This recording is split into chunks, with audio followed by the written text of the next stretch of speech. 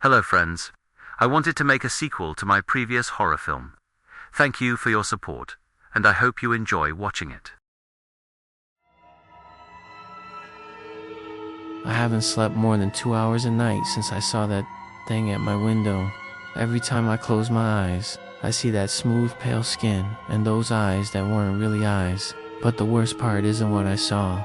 It's what started happening after I posted that video. My laptop started acting possessed. Random files appearing on my desktop. Grainy, black and white photos of me sleeping. Someone had been inside my apartment while I was unconscious. They didn't steal my wallet. They didn't take my gear. They just left a single, handwritten note on my pillow. The signal was stronger near the water tower.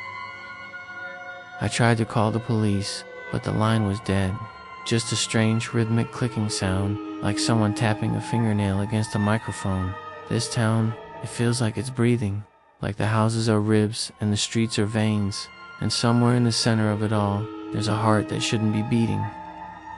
I drove to the old water tower at 3:14 a.m. The fog was so thick I could barely see the hood of my car. This part of town has been abandoned since the factory fire in '98, or so the local legends say. But as I got closer, my car radio began to scream. It wasn't static, it was voices. Hundreds of them, overlapping in a chaotic, distorted choir. I could hear snippets of conversations, my neighbor talking to his dog, the girl from the coffee shop crying, a child laughing. They were being recorded. Everything in this town was being broadcasted to a single point. I stepped out of the car, and the air felt heavy, like I was walking through invisible cobwebs. The silence was absolute. No crickets, no wind, just that rhythmic clicking sound echoing from the top of the tower. Click, click, click. The lock on the tower door had been melted off. I walked inside, my flashlight beam cutting through decades of dust, but the dust wasn't everywhere. There was a path, clean and worn, leading down to the basement. I followed it. What I found down there, it haunts me more than the faceless man. It was a room filled with screens, old CRT monitors, modern flat screens, even tiny tablet displays. All of them were active. One screen showed the mayor's office, another showed the local high school gym, but the largest screen in the center, it was focused on my bedroom. I watched the screen, paralyzed. I saw myself. Not from an hour ago, not from yesterday. It was a live feed of me, sitting in my room, recording the audio from my first video. I saw the faceless man crawl out from under my bed while I was talking into the mic. He didn't attack me. He just sat there, listening, tilting his head like a curious dog. I realized then that the man in the window was just a distraction, a scout. The real horror is that this entire town is a laboratory. We are the rats. And someone or something is taking notes. Suddenly, all the screens in the room turned white.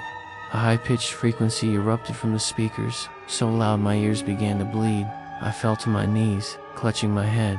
Through the blinding white light, I saw them. Not one, not two, dozens of them.